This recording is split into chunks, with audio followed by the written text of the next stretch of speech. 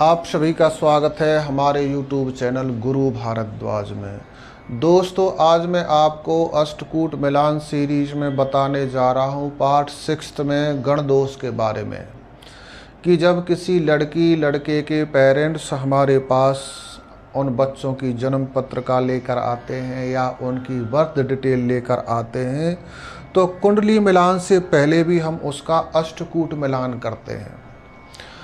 अष्टकूट मिलान हम क्यों करते हैं? क्योंकि अष्टकूट मिलान ज्योतिष की एक ऐसी विधि है जिसके माध्यम से हम दो अनजान प्राणियों के बीच में, यानी लड़की लड़के के बीच में कैसा प्रेम रहेगा, इसका हम पूर्व अनुमान लगा लेते हैं। यानी ये हमको विवाह से पहले ही इस चीज़ की जानकारी देती है कि लड़की लड़का के बीच में प्रेम कैसा रहेगा।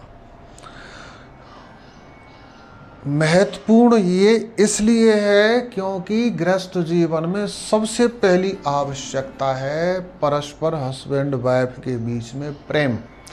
यदि उनके बीच में प्रेम नहीं है तो मंगलमय गृहस्थ जीवन की कामना भी नहीं की जा सकती। यदि घर में मंगलमय साधन होंगे भी, यानी घर में सर्व प्रकार की संपन्नता होगी और हस्बैंड वाइफ के बीच में कलेश होगा, तो वो संपन्नता नष्ट हो जाया करती है।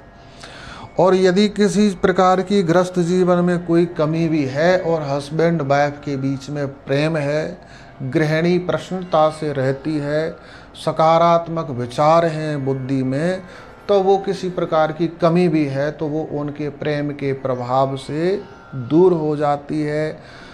घर परिवार में जितने भी जीव होते हैं उनके मन में, सबके में, बुद्धि में सकारात्मक विचार होते हैं, और जहाँ सकारात्मक विचार होते हैं वहाँ सकारात्मक वातावरण बनना भी प्रारंभ हो जाता है। तो इसलिए सबसे पहले हमको अष्टकूट मिलान कर लेना चाहिए दो लड़की लड़काओं की कुंडली मिलान से पहले। ये एक अलग बात है कि हमारे जीवन में खूब प्रेम है, परंतु और भी जो जीवन उपयोगी आवश्यकताएं यदि वह नहीं है तो उनके अभाव में भी प्रेम कई बार सूख जाता होता है, प्रेम समाप्त हो जाता है।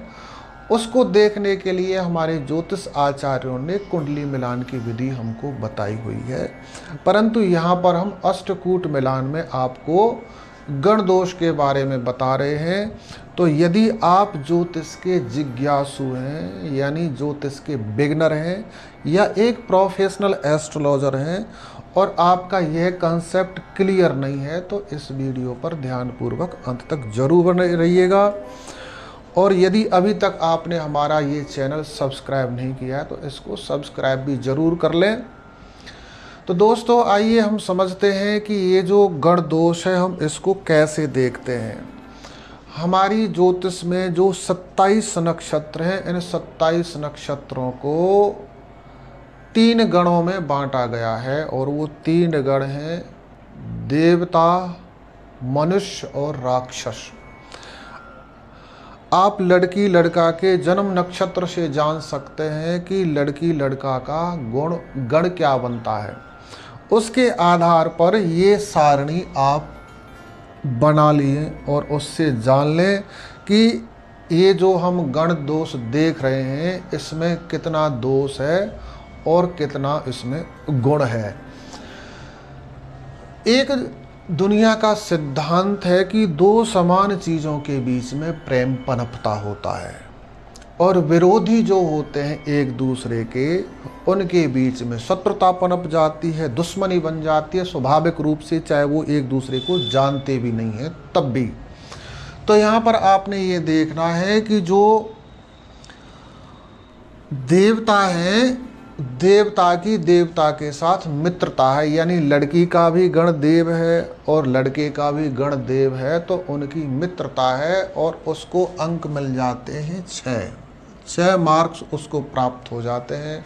आपको मैं इसमें पिछले वीडियोस में बता चुका हूँ कि जो अष्टकूट मिलान है, वर्ण, वश्य, तारा, योनि आदि, इसका जैसे जैसे क्रम से इनको रखा गया है उसी प्रकार से इनके अंक हैं, इनके मार्क्स मिलते हैं। तो ये जो गण विचार है ये 6ठे नंबर पर आता है और 6वें नंबर का मतलब इसको 6 अंक प्राप्त होते हैं। हाईएस्ट जब दोनों अच्छे तरीके से मिल जाएंगे लड़की लड़के के गण, तो यहाँ पर 6 अंक प्राप्त हो जाएंगे। अब यदि जो कन्या है इसका गण मानव है और जो वर है यानी लड़का है उसका गण देव है, तो यहाँ पर उसको अंक मिलेंगे 5। और यदि लड़की का गण दानव है और लड़के का गण देव है तो यहाँ पर उसको मिलेगी 0, यानी इनके बीच में प्रेम पनप ही नहीं सकता, क्योंकि ये एक दूसरे के विरोधी हैं। और यदि लड़की का जो गण देव है और लड़के का गण मानव है तो इसको अंक प्राप्त हो जाएंगे 5, क्योंकि ये जो इंसान है ये इंसान अपनी स्तुति अपनी पूजा से देवताओं को अपने अनुकूल बना लेता है। तो इस प्रकार से इनका निर्वहन इनका गुजारा भी बहुत अच्छे तरीके से होता है। लड़की का देव है और लड़के का मानव है तो इनको अंक 5 प्राप्त हो जाएंगे। यदि लड़की का भी मानव है लड़के का भी मानव गण है तो इनको 6 अंक प्राप्त हो जाएंगे। यदि लड़की का गण दानव है और लड़के का गण मानव है तो ये अंक प्राप्त होता है 0, क्योंकि जो राक्षस है उनका आहार है मनुष्य। आप अपनी पौराणिक कथाओं को पढ़ेंगे सुनेंगे तो आपको इस चीज़ के उदाहरण मिलेंगे कि राक्षस मानवों को खा जाया करते थे, इसलिए हमारी ज्योतिष ने इसको 0 अंक दिया है। इनके बीच में प्रेम पनपने की कोई संभावना नहीं है। उसी प्रकार से यदि लड़की का गण देव है और लड़के का गण दानव है तो यहाँ पर 1 अंक दिया है हमारे ज्योतिष के आचार्यों ने, जिन्होंने इस ज्योतिष को बनाया है। 1 क्यों दिया है? क्योंकि आप ये भी सोच सकते हैं कि यहाँ पर भी दानव मानव का मिलन हुआ है तो यहाँ पर 0 दिया है और यहाँ पर 1 दे रहे हैं। ये भिन्नता क्यों है? ये भिन्नता इसलिए है क्योंकि देवता जब अच्छी स्थिति में होते हैं तो वो राक्षसों के साथ किसी भी प्रकार की संधि नहीं कर सकते, परंतु यदि राक्षस अच्छी स्थिति में हैं और देवता विपन्न स्थिति में हैं तो वो संधि कर लेते हैं।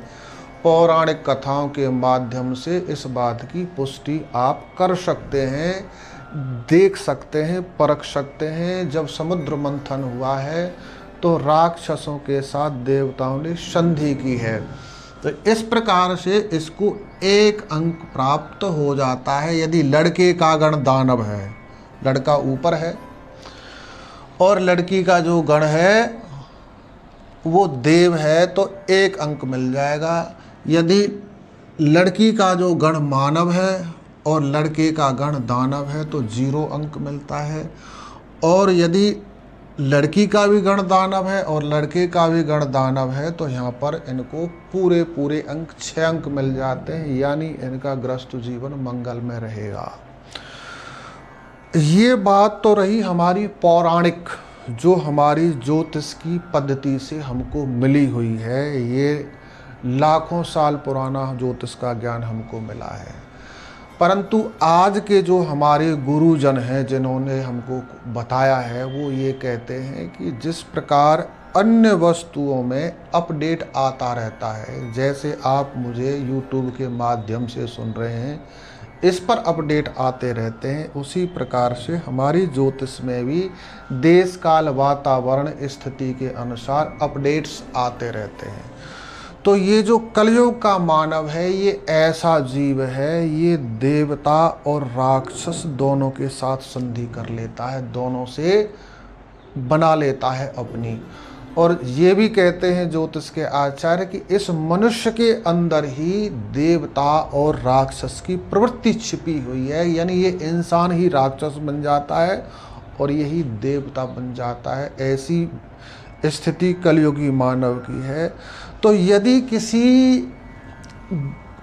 गण विचार में आप देख रहे हैं कि उसकी कुंडली के जो 8 कूट हैं, बाकी उसकी गुणवर्ग मिलान में अष्टकूट मिल रहे हैं, कुंडली भी मिल रही है, और उसका ये गण दोष आ रहा है, और उनमें से एक मानव है,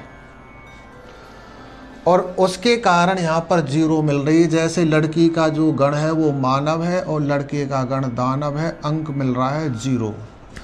तो यहाँ पर आपको इसको पास कर देना चाहिए, अपनी स्वीकृति दे देनी चाहिए, क्योंकि कलयुगी मानव राक्षस के साथ भी अपना गुजारा कर लेता है।